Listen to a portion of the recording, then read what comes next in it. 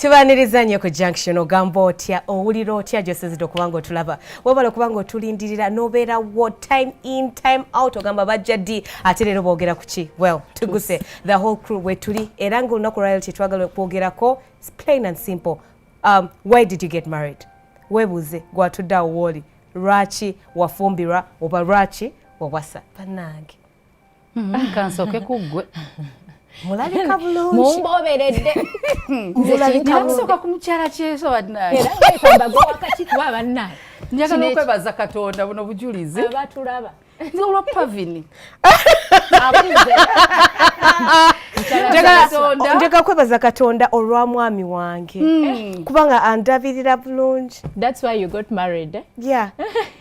You're looking good, by the way. Thank Both you. of you. You both look nice as well. You look amazing. Thank you. No kumyaka ntize kyefa. Kakala ate kakayero kambala omuntu atali confident. Tekambala buli omu. Alinga kimuli leero kankutawanyo wedde. Ate gwe. Baye tubaniriza. Kino kiri wano. Ku mukutu guno ogwa Salt TV twagala nnyo okubebaza okutwegattako mu The Junction. Twebaza Katonda batukuumidde. Okufumbirwa okuwasa kyavira ddala ku Namulondo ya Mukama Katonda kubanga yatonda Adam nani ne Eva ng'alabye nti Adam tasobola kubaawo yekka ye Katonda alina ensonga bamitakawa se kaawa whatever Katonda yalina ensonga lwaki obufumbo omunsi bukola ki naye akawa naye kati gw'oli mu maka g'omusajja gw'olina omukazi awaka ddala lwaki wamuleeta kiki oli omu okawa bukaawi ensonga eno nno gwe nno sinyangu kati abantu batandise okwebuuza kyekyandeeta wano mwebale kubanga mutwagala nga mubeera ku Soul TV The Junction. By the way, Pavini, this is not Pavini. Pavini yafuuse bujulizi olwaleero. Mwebale kubanga mutwagala gweyagala okutwegattako business ogirange mu Junction. Kwa osobola okujja ku South Media ogenda ku offices zaffe ziri mu town awo Kampala Road ku Zebra Plaza. Nosobola okubanga oyogeziganya n'abantu Soul TV nesobola okubanga ekwongera yonna gye tutuuka bonna be twogera nabo ojja kuba nawe osobola okwogera nabo oyinza okuba olina saloon oyinza okubanga gw'otunga na bitengi ng'ogamba nze you've been inspired. It's okay, you can take the designs. Yeah, mu bintundire ffe tujja bikutundira gyamu ku Salt ekintu kyonna tuteeka oyinza okubanga emmeeza eno gwagenda ogiteekako amata juice busoda bwe tunywa byonna byonna tubirangire mu n'ebyenda njagala nnyo ebyenda n'ebyenda oyinza okuba otunda ngo etunda masamu ebyenda bucha. I'm joking. N'atagamba binyobwa. Nabyo. Omanye ebinyobwa birina ebyama. Tugende mu Anti-Sue tukwegayirira. So why did you get married is the question. Most cases I think why did I get married? Tutandikire ku gwe mukama wange. Lwaki? Era lwaki mu bonna oyo. Omanyi question lwaki nnungi. Abantu abamu marriages zaabwe ziganya working out because buli omu yalina ensonga lwaki alina munne bonna tebajja they didn't get united nga balina vision yemu. It's hard okubanga vision yemu. You can come with two visions ne muzimaginga ne mutambula mwembi with one vision naye mubanga buli omu akyalina kyayagala buli omu n'alemu kifuna oba nakifuna ne kiggwayo then marriages esobola failinga because tuze twogera ku marriages zifailinga bwe mba nze nnoonya ssente mu bufumbo bwe nkufumbirwa bwezigwawo sente n'obufumbo buba buwedde oba nyinza okuba nga zizo teziweddeewo Katonda laba nga ndi mu bufumbo bwonna blessing nga nefuna connections nefuna emirimu nentandika aninga more than what you can. So now I have what I came looking what I came looking for from your marriage. Nti abakazi bayaye siri muyaye kye nali nnoonya kyakola ki kyaggwawo tukkirize tugaane nazzi kuno nga tugenze mu Bible Genesis ekitabo ekisookera ddala Katonda bw'amala okutonda omusajja n'amuwa omukyala ng'avudde mu lubirizi lwe yabagamba ekiragiro kyali eki teyabagamba mugende mukole ssente teyabagamba mugende oba mulime you know yabagamba mugende mukole ki muzaale biri byonna nabyo byalimu lwakuba obyerabidde byalimu naye tugamba waliwo lino tap root Katonda nga tumugende mwaze ensi. So the main reason is kuzaala. It is very important. It is important. Let's say main reason. Emine gisingo inza n'okunyiga ng'ofunye heartbreak. Noga kati noonya musajja nzaalamu. You see? Noonya musajja ng'alimuko ku magezi ng'ategerekekako anzaalamu oba ina sente oba talina it's okay nze noonya nzaalamu njagala baana. Kakati nze kaŋŋambe nti tufumbiriganwa oba tuwasaŋŋana kufuna bana ezimu ku nsonga. But you asked me why I got married, and I'm going to tell you I got married because I believe my spouse completes me. Like yeah, we're supposed to complement each other. Is it an English word? Yeah, but you know where so. Kwagamba akujjuza. Tocheza mu Luganda. Akujuliriza. Ngeza kanti eri yabatajira. Ochimanyi subu what I mean is atengo inache wetaga there's what we call compatibility. Are you yali abulako ki? Ande dataina nali sirina kyembulako, but then okay nali ndina byembulamu. There's someone who compliments you, like nowuliranga you are a whole person. Adds value. He adds value to me. He respects me. He puts me first. He was raised well. Let me tell you, girls out there was searching. My husband was raised well. Like he grew up in a family where the parents loved each other. My mom and dad are, you know, flying out of the country to go and just chill. Have some time. Have some personal time. That's someone, you know. He's going to treat you like that. Really, the apple doesn't fall far from the tree. You guy, if you mess up no sanganga, I'll call it the opposite. You know, probably there's a problem. Something went wrong. But let me tell you, he completes me. He was raised well. He's God-fearing. He's respectable. He's very, very, very hardworking and patient. Very patient. My God, he's patient. He is very well. I know. He is very patient. So me, I got married because I found the one. Yeah. And you took time to decide. Exactly. We dated for 6 years. They got dance in a dance hall that very night. Obufumbo ne bugenda. Kubanga ekintu kye bayita obufumbo. Ye mukazi n'omusajja okwegatta. Mu kikolwa kya sex. Bwe bufumbo. As simple as that. That is consummation. Yes. Just.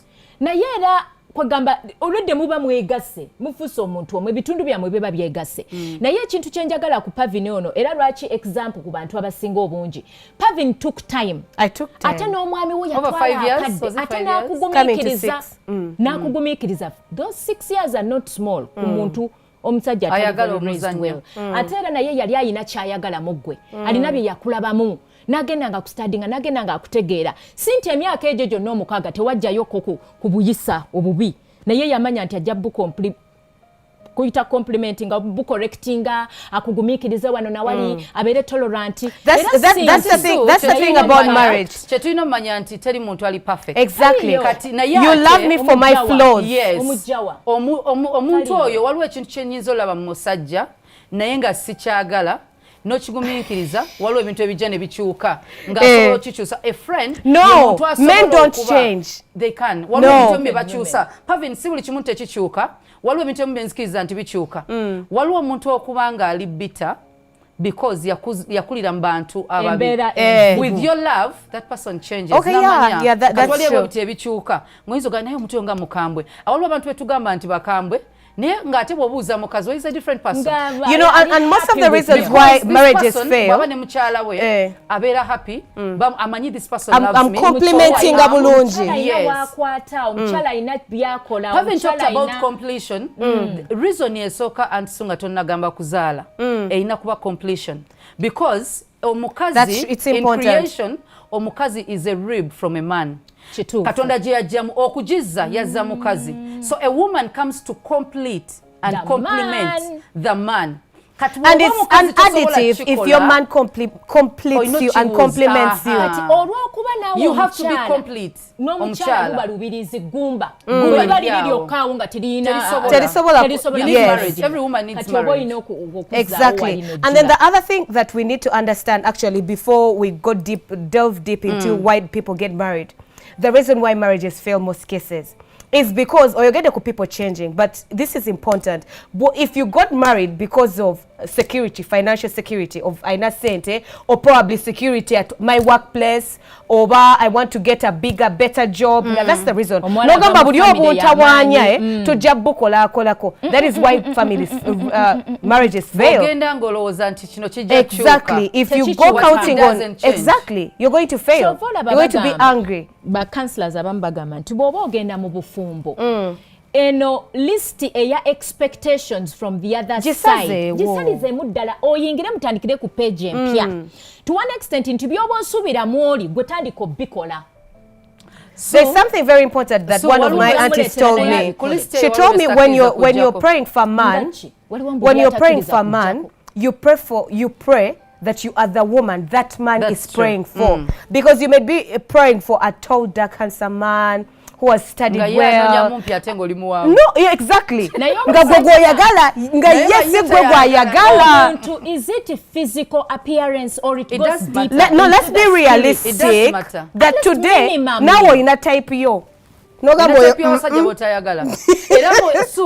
oyina omusajja kwana nogamba nedda. You should have standards in your life. Don't say both physical, so we need both physical and n'embeera eri endala. Physical reberanga eri 100% naye mpisanga muntu anti consider the both of them. Anti Sue, bw'obanga toyagala musajja wa a certain chikula sigenda ku I don't know, because I have a type that I don't like. We are all beautifully made. Not in really. God's image. Not really. But okay. As I was saying, whatever which cooler. We are all let's be honest. We are all not beautiful. We are all not handsome. But beauty lies in the hands of the beholder. You're watching me and thinking, I don't like her. She's not beautiful. I don't like even the way she looks. My husband thinks I'm the prettiest girl in the world. So yeah, because tomera onogama to go sing ayo chemba dengamba baloza nti sibalungi nnyo era bafuna basuuta bafuna ainenjiri je yabulya nagamba n'omukyala yewalula ku kkubo omusanga nga abaana bebe bamusindika nga waiwa mwegombye era ne beebuuza era nga naye amugamba gwosinga obulungi kyovola bannagambye obufumbo bye bitundu ebibiri okwegatta kati omusakazi okubeera omulema nedda sigenda yeyo gye mutayagala omukazi ono okubeera omulema ng'atambuza mutwe katonda alina ekintu ky'ataalemaza kiri eki omuntu ayinza okubeera n'amagulu yonna nga mulema yakomayo naye mukama alina engeri gya protecting ekintu kye yatugamba tugende tuzaale tukole ki twale kakati badde nkyakugamba about a particular type of men bw'obanga you're this kind of person, you've reached an age, a particular age of desperacy, you've become desperate, ekijja gy'oli ky'otwala ogenda kugwirana, you're going to end up with the type that you do not like. And after the wedding, the big day, when you're in your marital home, ogenda kutunuulira engeri gy'agaayamu naye kunyize because it's not your type physically. Nze njagala ogamba omuwala, don't drop the list. Exactly. Unrealistic. Yeah. Stop saying I want a basketball player. Let me tell you, ne Katonda ayagala nnyo tumusabe bye twagala era agamba nti omwana ayinza okusaba omuzadde omugati n'amwejjinja. No. Kitegeeza you make a choice. Bw'oba ogamba okola choice, kitegeeza waliwo bingi n'olondako. List yeebeerewo. Nga kuliko biki. List yeebeerewo. Bw'ogamba nti no, kangereze. Nyinza ogamba nze sagala musajja mumpi. Oli n'agamba nze omumpi gwe njagala bw'ogamba kantwale kubanga bagambye nno yenna ogenda tuuka nga omuntu kasita spouse wabeera nga akuswaza otambula naye omanya waliwo ekyamu. That is not marriage. Kati noonya omuntu gw'owuliramu emirembe n'ogamba ne bwentambula naye ndi proud nsobola omulaga abazadde ne bwetwate tambudde ne tusiiba ewaka it's okay you be comfortable. Lwaki ow'okulaga abazadde n'abantu ngata kuyisa bubi ngata anedda tugamba ebyo bibeeramu. That is important. Your behavior, your character, you have to be very God fearing. Like waliwo ebintu ebiri core ebiri important. True. But then there are these petty things that you look at as small that could build up. For instance, me I want a man waliwo oliyo omwalo ogamba nti njagala omusajja ng'avuga emmotoka. No, that is not realistic. Na Prado. No, sabe chikache moto omusajja najanga ina BMW go saba Prado. Omanya bintu enjagala omuntu ajje ku list. Omanya bintu enjagala omuntu ajje ku list. Bye bintu ebikyuka. Changeable things. Even materialistic things. Ebikyuka. Sente zikyuka omuntu asobola ozikola, zisobola ogenda Prado asobola gwa ku accident nga agikuvuzemu olwaleero ne bwawo. Obanso n'okugijja mu bond naye kunona. Naye beauty is important. Sagala kubanga bwentambula ne bba wange. It is very important. Ngambera maaso ambere mabega. Nina okuba bwemba nganda goyinza okumulaba nga mubi naye nga nze kunze mulungi. Yeah, that's the importance. That is the kawaka mubeera wamu. Eno ne bwe mweyawula okulaga ensi yonna. Nedda. Marriage ebeera mu nju. Auntie Sue, why would you get frustrated out there because you don't feel like your man is looking at you as you're beautiful enough or ensonga nti akuswaza? Don't settle for less. Then why do you go there? Auntie Sue, that is why you're supposed to not allow. Do not settle for less because marriage or because society says at 30 you have to get married. It's not a race. Exactly. Take your time. The man that you want is out there. Do not lower your standards because of age, because of society, because of family. Pick the man you want. Bobo fumbirwa sente. Manya marriage esobola failinga. Egenda failinga. Nezinzo kubanga sente zivude nawo because all abantu. Because you grow up and realize money is not everything. Yes. What do you have to offer? Anti so walo time when naberanga that looks anti so nazo zifedinga ngamba banango bansobola kwambala kenga te emitwalo 5 naye kati oyambala anti njagala okugamba nti engate emitwalo 5 wentuusa wamu ogenda sanga ogambe era biko kuba ya China. Yeah, because you're thinking that should be like 400,000. Buli woyingira ku sente ogenda laba waliwo ekiddako. The more money you have, the higher your standard goes. Exactly. And with high standard comes higher demand. Ina level ngogamba sambala ngateyo eina kubanga ya label. Ngoli particular. You know, you're saying I would rather have my 5 pairs, but when I know that's a Gucci, that's a Givenchy, that's a Louis Vuitton, kugamanga labels zo tambula nazo. Sente zigera tukanga tezimatari ngono zalina. Ngotambula But that's true. So if you got married because of money, it's a problem. Ogendo sange nga walwasi yakaviri yako kadobo kuba mu salon jogenda yo muri ezeta na million biri jeziri nga ogendedde ku wivu ya mitwalo 5 nabanga tasobola jimaintaininga ne mwaba sobola esawa zino nyizo okuba ndaba. I like what you're saying. There is not enough money. You can't have money and you think this is enough. Esawa zino nyizo okuba ngamba bangi mkaga ina sente zitumala nensanga kangeze ba pavin ngali nesinga kuzaba wange meaning waliyo sente endala. You're going to get because there is more money. Don't get married for money. It should never be money. It should never be the reason why you got married. Yes. But and it's important. It is important. I will not say a word. People say I like money. No, it's not about liking money. Zino kubanga zikumalanga you don't laugh. Anti so oyino kubanga ogenda tuka mbufumbo wegombe. Tewegombanga waberewe ekimala bw'otuuka mu marriage n'otandika okwegomba marriage ya pavin olw'ebintu byafunayo. You're going to cheat bwe wajjawo omugagga kwana genda mu marriage ng'ogamba ezo zitumala. I can settle for that. You should be content. Ezo enviri oyo musajja sente zalina zitumala omusajja ne wajja nankwana nga alina obukadde 5 nga sodo you're comfortable with what your husband gives you. So don't get married. Money shouldn't be the most important thing because there are rich people out there. Bwe mumala okuseka mwenna mugenda genda mwebake mukere njala ebalume nga love tekola. You need to eat. My dear, money is very important. It is. It is important in a relationship. It is very important. And so you can make money. Yes, that is what we are talking about. That's what we are talking about. Gwali mukugamba nti money is not important. It means ogamba nti omwami asibe wali nga azanya video games obanga azanya ludo obanga genda wetika omugugu mu katale nkomewo nkoleze engoye nga nkimanyi nti okomyeyo n'enkumi za feezo biri. I need that money. I don't want. I need a hard worker. Gwenda banti akola ogenda kuzimba ogenda zimba abana baffe.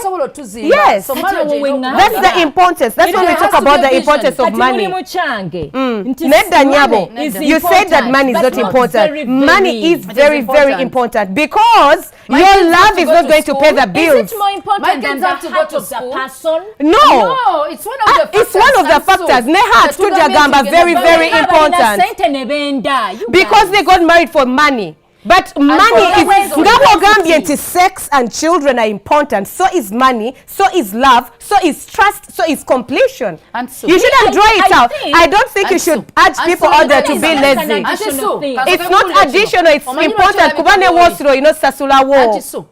Omanyi bwolabika because you're happy. Emulago tukyali kuzalira bwere. Do you know why you're happy? One of the reasons why you're happy?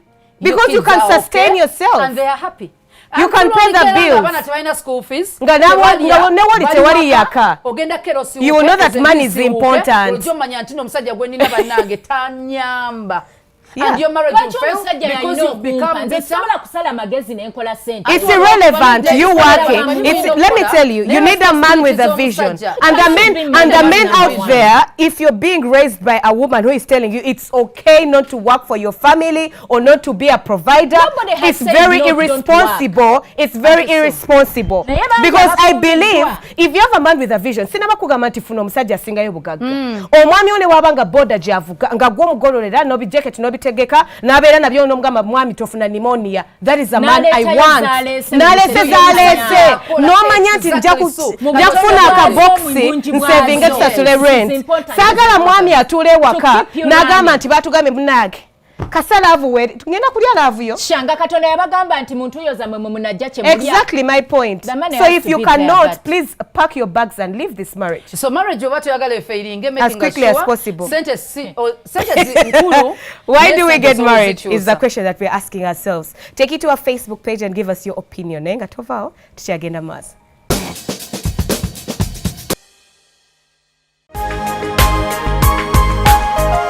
Soul Television, Femunyo.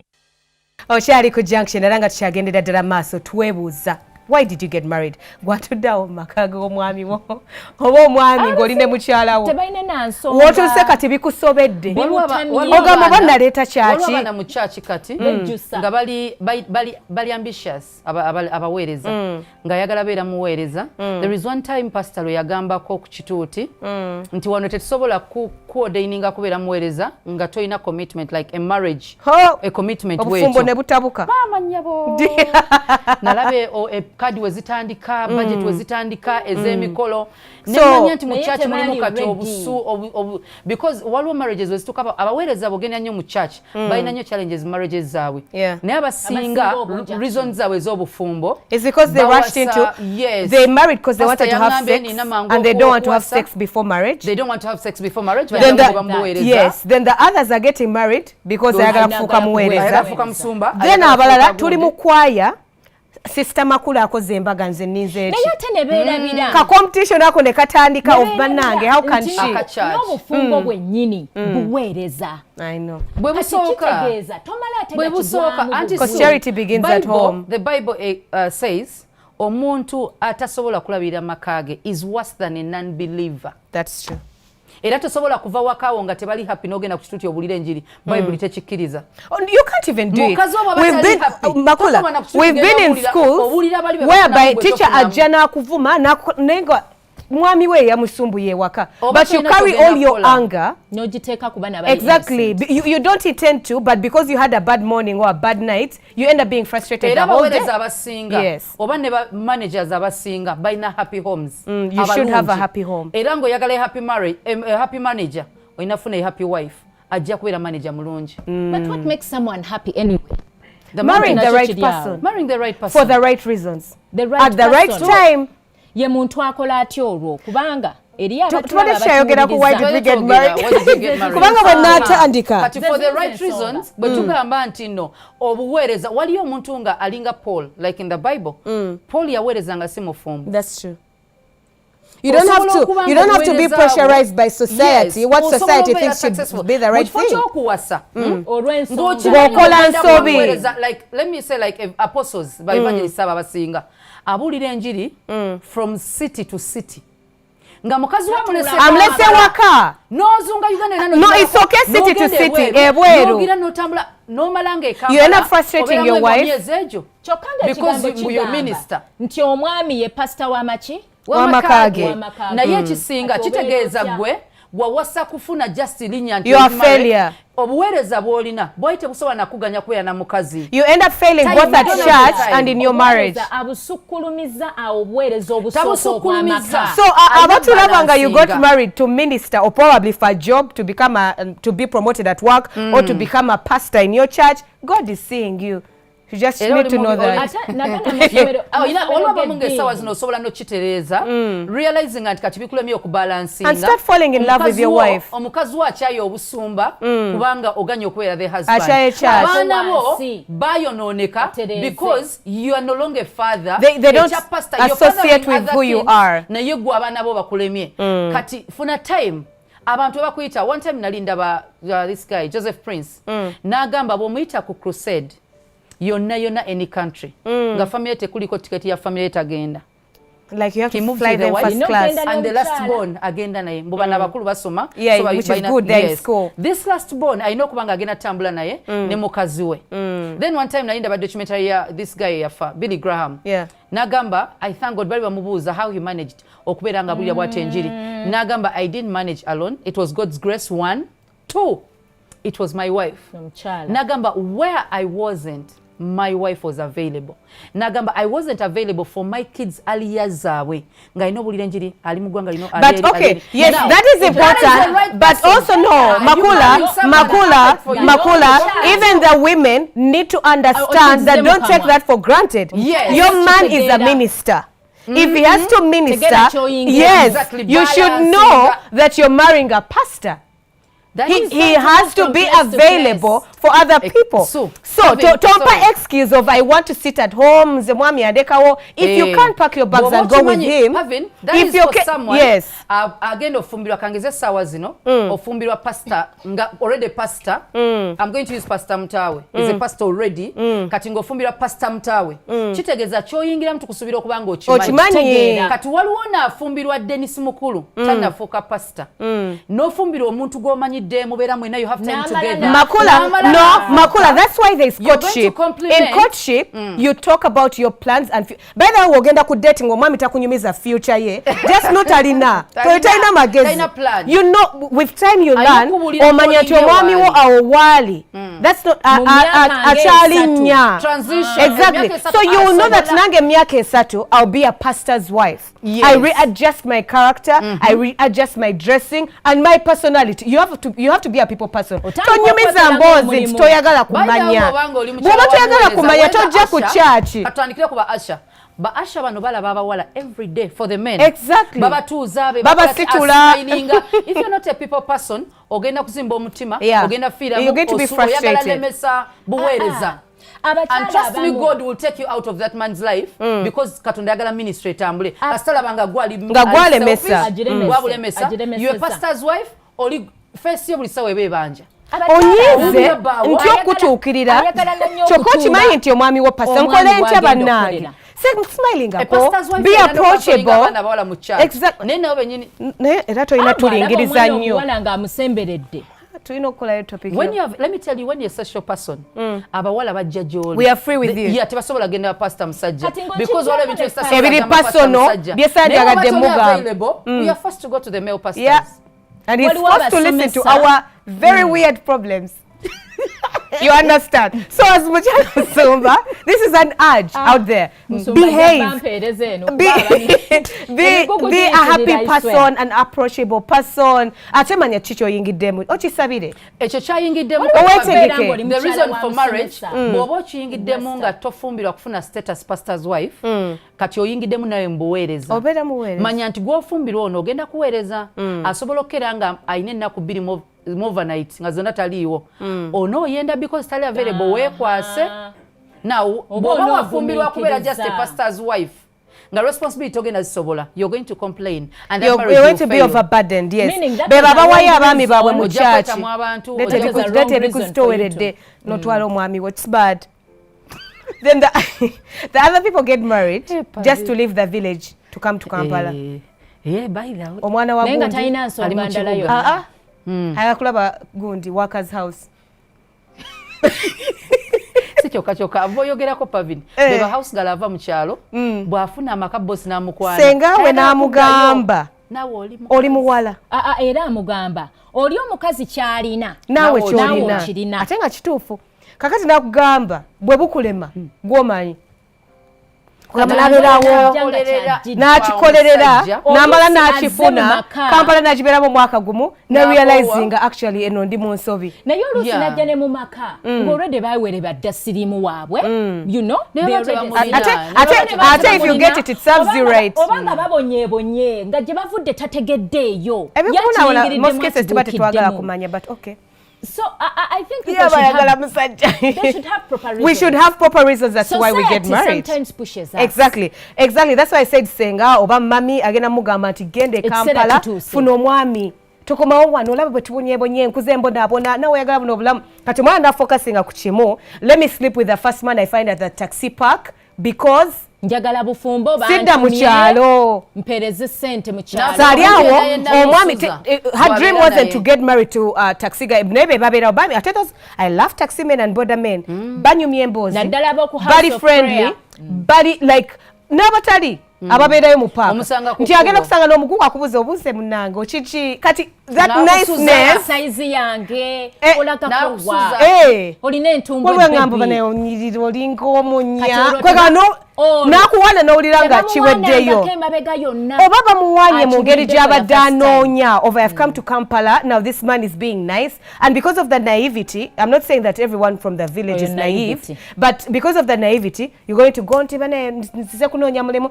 takyanga nkusuze munnange nga bw'onoonya omulimu tulina abakyala ate n'osulira bwerere ng'anoonya oba okimyeyo ki omukazi ng'akooye okusasulira abaana b'effiizi abadde singa omwana anoonya musasulira n'amusiza n'asuza bannange pressure y'abaana enzito oba omusajja n'amugjawa owedde omusajja agenda kukwata abaana bo ayinza n'okusasula fiizi agenda bakwata sexually naye ate ng'alina by'atatuukiriza ng'ekya fiizi kyo tugambye afuuse taata naye ate nga gwe sibbaawo anti Sue gamba alina n'okufuna sente z'ebbaaka nga kikyatatuukiriza Avinero yagala anti swabire takutwalako autu takulabirira kweganga waliwo embeera gyaleetawo kakati ate okubeera nti gwe omukazi wakingira ate nga fiizi azisasula naye nga you unhappy because Pavin osobola owerera omuntu nga toli naye nga sikwa nyinza okuba toli mukazi wange nene nkwatokisa nendabirira abaana bo teweekyaga kubeera nange oba nembawerera nga njagalako muwalawo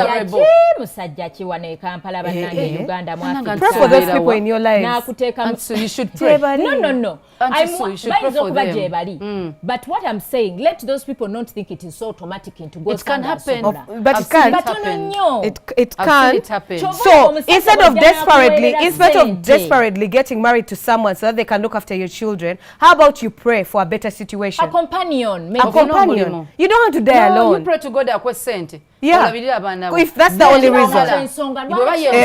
Then bw'omala ekyo saba Katonda akuleetere a companion because abaana bo bagenda lekerawo okusoma then what? Nga bakuze. Ng'olyawo obunaabona. Omusajja ali mu 5 omusajja watu agenda beera akutidde akatale. Mukadde bwe ali awo omusajja watakyalina mukazi wanoba.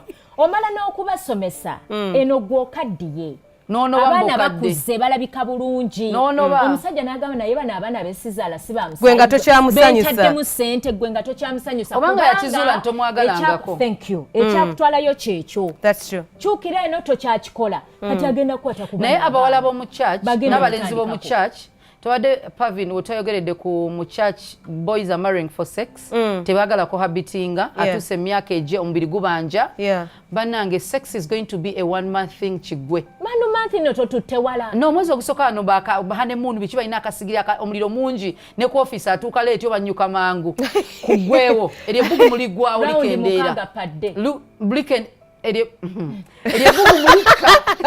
bakula ebigambo bibadde bimubuze but you get over it notandika responsibilities ne weetamu amaka then you realize that you have to pay bills you have to look after this person you realize this person just sex eka they forget nti from sex comes the child toyina sente zisasula anything not even hospital bills later on pampers omwana abendi ng'omusibisa ebigundi omwana abandi ng'omusubisa ebiki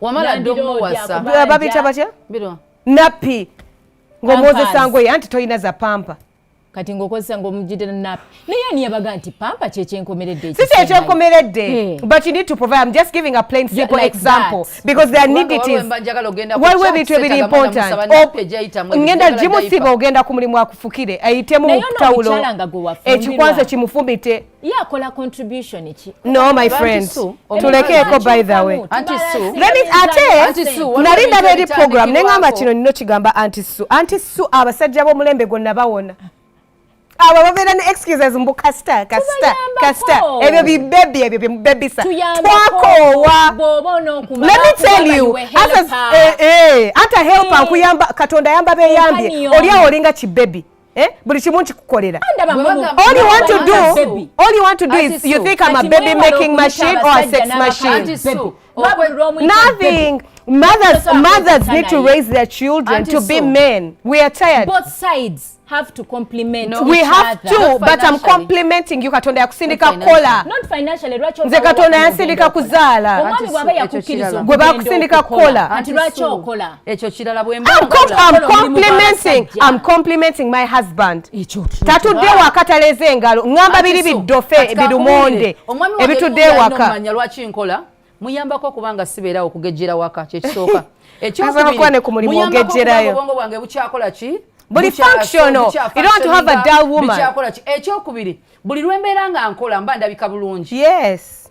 And you keep younger. That's enough. I'm complimenting. That's true. I'm complimenting you. Kwegamba bana abatakola ababeera waka be basiiwuuka. Baba basiiwuufu bambi nno ate nnyo. Balina kuba basiiwuufu. Ate baba basiiwuufu. Afune ekyokukola bw'onobeera bizi obwongo bwo bugenda kugolokoka, ogenda yiga okwefaako, bw'ogenda kuwona olugambo, ogenda wona obeera olisana olowooza oba omusajja ayenze, omusajja akoze ki. Obwongo bwo an idle mind is a devil's workshop. Bagenda kuleetera ebigambo, ogenda kwenza omusajja atayenda, ogenda tandika n'obulogo, ogenda So, okay, core of the story. And so what you need to know is we are working to complement our husbands.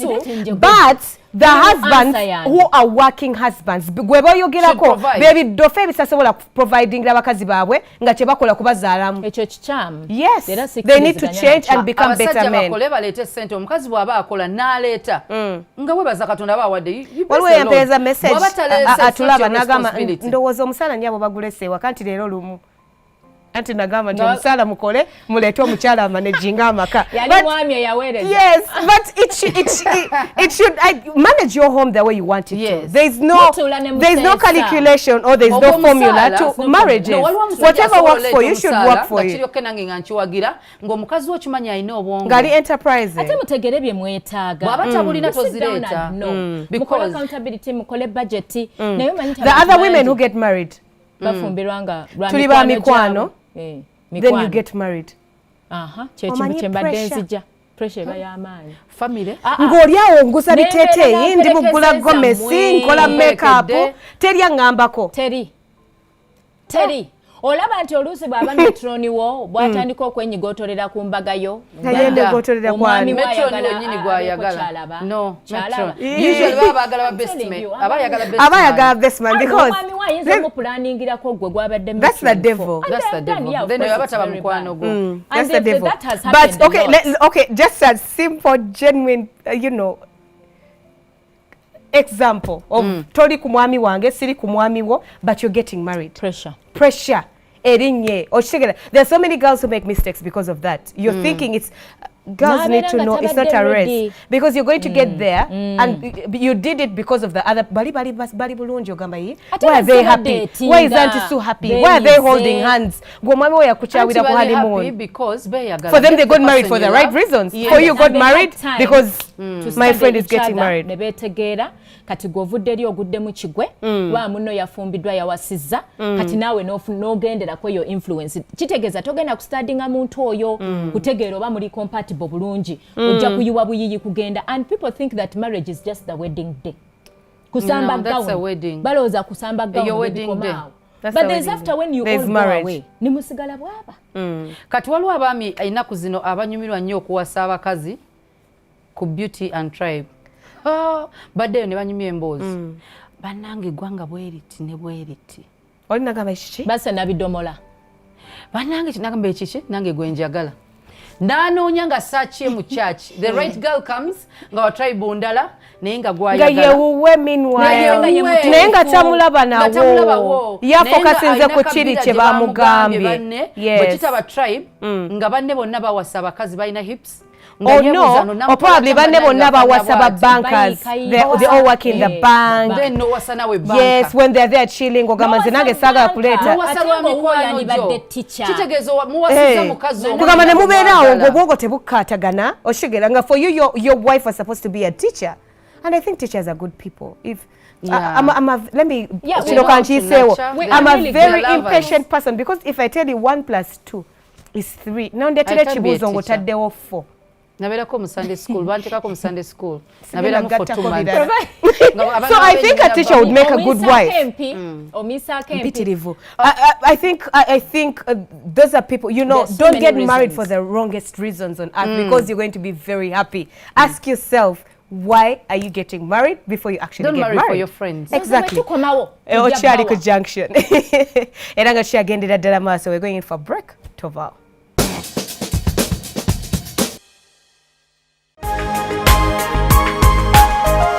Soul Television, Femunyo. Era nga kyagendera ddala maaso. Webale kubanga okyatulaba twogera ku nsonga. Why did you get married? Tula webuze. Omuntu atalina answer y'ekyo alina kunoba. Oba you can think about it. Think about it. Onoonye ensonga. Bw'oba togirina ng'ogeza okulowooza otunuulira omwami wo n'ogamba no weebuuza kiki kye mwagalako.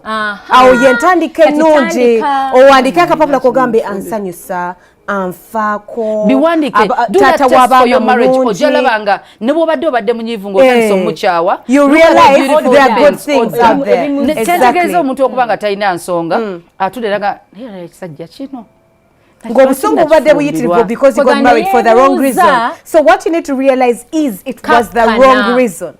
Now you need to look at the other things. Kuba saagala ono boolagawa kati bw'oba tolina nsonga nga togiraba naye ng'omusajja okyamwagala mu kifo ky'omutulugunya woba tomwagala muviire tomutulugunya don't let him suffer nawe omusajja kyekimu bw'oba ng'okyasobola obeera naye ginoonye ozuule otandika omwami omufaako look at those beautiful moments zemwalina ezimumuzizze kati bambi abamu bensaasira ye mukyala ng'omwami bw'azuula nti nno ekintu kye nali ebimu ku byakunjagaza you are pretty nga wali olabika bulungi kati wagwako accident amannyo ne gabuukamu anti ebimu basobola obizzaawo bw'oba olina ssente oba obulemo bwe baba nga basobola obizzaawo ng'olina ssente nobikoleko biyinza okuba nga tebigenda mbusibi ebigenda babeeza mwenna nekyongeramuko omuntu n'atabeerawo nga look for deeper reasons as to why you fell in love. That's why you go to the heart and to exactly. the brain. And the other thing is oli musiru nnyo bw'otafukamira eri Mukama kuwa mutima like ask saba amafuta I don't chigambe amafuta okola ki like no this day is to have favor na okulungamizibwa exactly this day is sorry no mwami wo I don't know how to best say it but what you need to know is you can pray to God to bring back the love to rejuvenate the love for you to love him for who he is with his flaws saba katonda kwe anointing y'obufumbo bo oberenga you can manage nga twaina omanyi waliwo ebintu nga amafuta oba togaina ekintu kizibuwala exactly pavin because oyina amafuta ga media chovola bomulimu gwo gwenjoyinga singa te yali calling yo singa buli sawa complaining lwaki ngenda mu show ye lwaki nze nkolesa zino lwaki nvawo because it's not your calling bwebanga marriage eyo yeyiyo you'll be happy otandika ofuna obusaba katondola ofune favor before your husband if it's not that bwe biganye ng'atandise n'okukuba saba katonda akugulirewo olugi ofulume emisinde otandika okufuna n'obugumiikiriza n'akamoli we look at these women because God is going to give you patience. There is a story buli omu gyeyagala ya Esther Esther yasabanga katonda afune favor before the king. That's true. Esther bwe yatuuka mu maaso before abawala baali bangi naye nga the king is just smitten. He's like oh my God esala nkulu omanyi wabeerawo favor sente zijja totawana kusaba na mwami sente he'll give you because he knows you're wanting. naye n'abafumbo bamanye nti okufuna obutabanguko mu maka emirundi egisinga kisobola okukendeeza ssente kirina engeri gye kikendeeza emikisa of course because when you leave home and you're angry ogenda ku mulimu you're going to snap at everyone you're going to abuse your boss you're not going to do what you're supposed to do. The girls the women what they tend to do mbo I'm heartbroken mama mpisa ubi no sibanga okaba like you're boring us with your marital problems so you will not work. You need to man up you need to grow up and realize that they are part of life they are upheavals you know and there are things that people have lived through and you know survived. So be patient, be enduring. The one important thing about marriage, I think, is endurance. Endure your man and endure yourself. Like being understanding. Probably omulimu gugenze. Okitegera? Mubeererewo. Toyomba, don't become this annoying woman. Mubeererewo. Omusajja obadde n'omulimu obadde ne ssente nga tomuwa. Toyamba. Nga toyina kyokola kati gugenzo gyo owuba amannyo. Omuyita baby. Kibangobye ku mulimu understand. Mwogera bubi nammwe. Naye bwe batyo bagawuba nti. Awuba amannya awuba. Abaami bawuba mpale, you guys. Obuba amannya bangobye. Ekyo kitegeeza nti tulina bwali ogwina nali nkufuniramu ntya. Nedda. Bw'oba ali oyina omulimu that's what we were telling you. Let me tell you, there's nothing as loyal as a woman taking care of. If you love a woman, she will have your back for eternity. Sente ne bwe zigenda ngenda tegeera. Ajabeerawo nga mwami wange yandabirira okitegeera olaba omukyala ng'omwami we mubbi he has been convicted naye ng'akaaba taata abaana bange mukomyewo sente zabadde alyako anti sente abadde aziryako naye abadde bagabana n'abaana bakuzaddemu bonna babbi ogamba obeera ojaganyiza mu ekyo nedda tekitegeeza nti mwami waba mubbi transmitted ate tebugenda mu DNA omwana ate tetubulira mu mmere bw'oba mubbi gwe mubbi but there is what we call nurturing noyigira anti kati omwana tagenda yigira ku taata ate ngenda mugamba omwana ate asibawo taata asiba mu bubbi naye asiba mu bubbi maama eno n'ojaguza obubbi bwammwe abiba mulya ku kasente tetugenda kuwagira bubbi but kuwagira bubbi whatever it is no yes the context ebadde bwetaliso yonna ena gy'ojja ssente kasi omukyala wo mulabirira bw'ofuna ebizibu ajja kubeererawo naye mbadde alowooza ajja kugamba ddayo bulijjo gy'obeera munnange taata otandisa okkeera okomawo mangu anti tokyalina era nkugamba bugambi munnange eddayo mu bakazi bo be wali ozigabira bwe baba nga tebaliyo ate kati mba nkuwona agomanyi era of course when you lose the money they go I'm the one who'll be there. There's nothing like gwomanyi mwafuuka muntu omu. It depends. Ati kyendi mukugamba that this whole thing depends on how you're treating her. Bwe mba neetaaga ne nkusaba n'otampa nga gwe toyagala kumpa naye ng'olina atalina kirala kati gw'alina. Ate nkuwanze ng'omwami wo abakyala mutandika okuba ndowooza sheno olwayo twandigenza abantu ne beebaka. Mubawolengawo. No mubawolengako omwami wo muwolengako. Towolanga mwami wo sente. Kale muwenga. Maybe. Ate tomuwa all the time. Nedda omwami waba ayagala ssente zo kubanga tebasasula bw'aba gamba bwe manzi oyagala kuneewolako nga nkumanyi tosasula ng'ate tompa nga nnina kyengenda okukola ngenda ziwa pavini mugambe omanyi nti sirina ssente neyogerako ne pavini asobola okuwola pavini ajja zimanjiza kituufu bwetukole naye abakyala nga mutabuse twakoowa abaami babbi kondo abaami babbi bonna mpozi bakebera mu nsawo zaffe bo babba naye n'abakyala mukebera mu waleti otereka akabokisi ko katadde eri mu nsondo ogenda osanga hani kirabika emmese emmese nga yebbye ssente yamenya akabokisi emmese etegeera omugaso gwa ssente yabbye akabokisi naye n'abakyala mukebera mu waleti z'abaami and you know men are not no when I check my husband's wallet I'm getting some of what is mine musabe nedda mukwano nekirala esente zaaba zipulaninze nedda mukwano nange nyobeera mu pulaniza mbadde saagalamu ssente naye nga njagala kuorganizinga ssente empale ngenda zooza nensagamu ssente nensaali ngenda olaba nezijukira nti nabye neetaaga nentolako era bw'osanga nga teziri muno mbuza hani mwabadde muno 10 era bwe mala otolako bulungi nnyo nga mugamba bebi natoddeko emitwalo 2 basi mugambiera mbate mubye nedda but ask yourself why did you get married? If you got married for money, looks, materialistic things, a big gwawo, era bwezigwawo buli lunaku akaddiwa fumbirwa mutima wasabwongo values bongo you should have someone you can have a conversation with. Omuntu nga alina anger management, omuntu nga mugumiikiriza, omuntu nga mukakkamu nga muwulize. Anger management is very important. Omanyi lwaki abasajja abamu baagala abawala abakola mu maduuka gaabwe abamanaginga supermarkets zaabwe nedda si abakozi ye muntu gwamanyi okukwata ssente ye muntu gwasobola otula naye ne baplaninga business ng'alina ekimonde wako eky'omukazi tekyagala kusiba Brazilian oba akola yamanya edduuka leka sa waliyo abakozi nga tebasobola na kutuula kuplaningira for the business bombi naye nga buli wayagala oplaningira business ye akubira omuwala wo ku mulimu kati alaba omukazi gwalina oteesa naye azukuse mu buli ssaawa mukaga akubira oli manager kati oze ebintu bino tubisuubule tutya naye nga nafunye mu buzooza tukole tutya nga gwe omukazi oli mu buli kati lwaki tayagala manager ku mukampu kyetugamba kati omusajja wasa obwongo bw'omukazi oyinza okubanga wawasa you got married to a man because he's rich naye nakulaba ng'oli ddofe tomuzimba he's going to look for someone who togenda kukola naye wasi ne wasobola ogenderako ku mulimu gwe n'omugamba oba swiri mu kikano keetaaga Tereza you participate n'oba organizinga office ye oba okoze. So it's very important when you're praying for a man, pray that you are the man or the woman that he's praying for. Naye n'omukyala okubeera awaka nga takola, like nga tali mu business, naye nga atetenkanya amaka waka, abeera akola. Aba akola. Kubanga otebenkeza amaka yeah, it makes a lot of sense wobanga osiba wa waka. Nekomawo nga wanyonyo nga buli kimu sente. Nkikiriza anti naye kibinnyo omukazi wadde osiba wako oteekateeka amaka. Omusajja wansi ne wagendako ku business zammwe. Omulage you participate. Sirwa kuba nti alina abakozi. Kizibu nawo omusajja agenda okugobayo ng'omubuzaako mirembe. Ng'ovuma bawala baliyo, ovuma bantu baliyo kyava kugobayo. Lwaki abagenda n'abaagala ate ng'ondese wano?